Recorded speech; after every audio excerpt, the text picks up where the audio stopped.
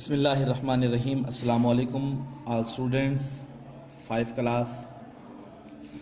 آج کا ہمارا لیکچر مسجد نبوی صلی اللہ علیہ وسلم کے فضائل، اس پر ہمارا آج کا لیکچر ہے۔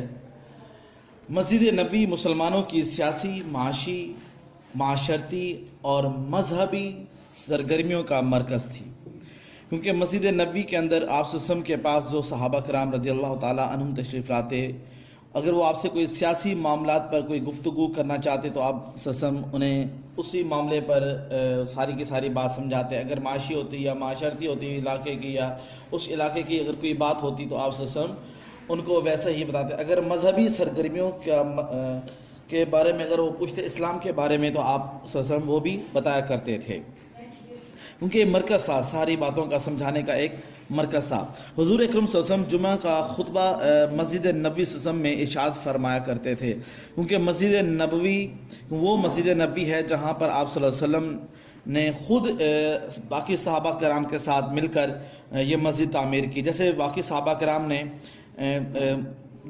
مزدوری کی، آپ صلی اللہ علیہ وسلم نے بھی خود مزدوری کی۔ جیسے دوسرے صحابہ کرام نے مسجد کے اندر پتھر لگائے، تو آپ صلی اللہ علیہ وسلم نے سب سے پہلا پتھر جو ہے اس کی بنیاد، مسجد نبوی کی بنیاد میں سب سے پہلا پتھر بھی آپ صلی اللہ علیہ وسلم نے اپنے ید اللہ والے ہاتھوں سے خود نصب کیا۔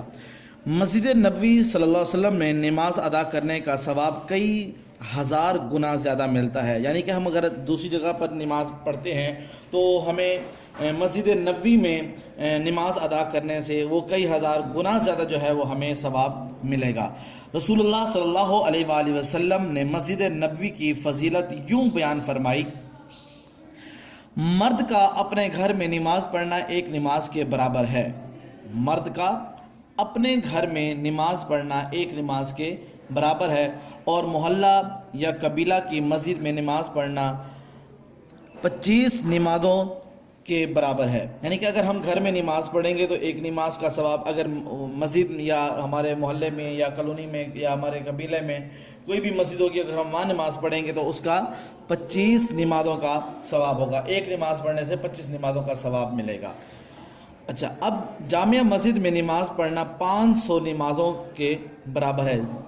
سب سے پہلے تو یہ دیکھنا ہے کہ یہ جامع مسجد کہتے کسے ہیں۔ جامع مسجد وہ ہوتی ہے کہ جہاں پر تو بہت لینتھی ہو اور وہاں پر جمعہ بھی ہوتا ہو اور عیدین بھی ہوتی ہوں، کیونکہ اکثر مسجدیں ایسی ہوتی ہیں جو اتنی وسیع تو نہیں ہوتی پر ان کے اندر نہ جمعہ ہوتا ہے اور نہ ہی عیدین ہوتی ہے، اس کو جامع مسجد نہیں کہا جاتا۔ جامع مسجد اسی کو کہا جائے گا جو لینتھی بھی ہوگی بہت زیادہ، اور جس کے اندر جمعہ کی نماز اور عیدین کی نماز بھی ادا کی جائے گی۔ اگر وہاں پر نماز پڑھیں گے تو اس کا 500 نمازوں کے برابر وہ ہمیں نماز کا ثواب ملے گا۔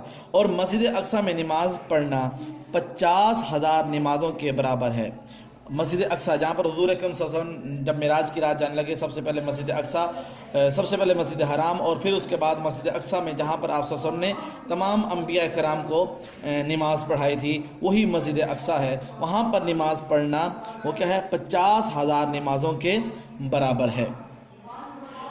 اور میری مسجد، یعنی کہ حضور فرماتے ہیں کہ مسجد نبوی میں نماز پڑھنا 50,000 نمازوں کے برابر ہے۔ مسجد اقصیٰ میں بھی 50,000 نمازوں کے برابر اور مسجد نبوی میں بھی 50,000 نمازوں کے برابر کا ثواب ملے گا۔ اور مسجد حرام جو اللہ رب العزت کے گھر میں جو مسجد ہے، خانہ کعبہ کے بالکل ساتھ جو مسجد ہے، وہ اس کو مسجد حرام کہتے ہیں۔ اچھا، اس مسجد حرام میں نماز پڑھنا 1,00,000 نمازوں کے برابر ہے۔ بیٹا اب تھوڑا سا یہ دیکھیے گا، اس کے اندر تھوڑا سا جو فرق ہے وہ ہم اپنے ذہنوں میں رکھیں۔ ہم نے اپنے گھر میں نماز پڑھی تو کیا ہے؟ ایک نماز کے برابر کا ثواب ملے گا۔ اگر محلے یا قبیلے یا کالونی وغیرہ کے اندر جو مسجدیں ہوتی ہیں وہاں ہم نے نماز پڑھی تو وہاں پر 25 نمازوں کے برابر کا ثواب ملے گا۔ اگر کوئی جامع مسجد ہے جو بڑی مسجد ہے وہاں ہم نے نماز پڑھی تو 500 نمازوں کے برابر۔ مسجد اقصیٰ اور مسجد نبوی میں نماز پڑھی تو 50,000 نمازوں کے برابر۔ اور اگر ہم نے مسجد حرام میں نماز پڑھی تو 1,00,000 نمازوں کے برابر کا یہ ثواب ہمیں ملے گا۔ بیٹا یہ تو تھا آج کا ہمارا لیکچر۔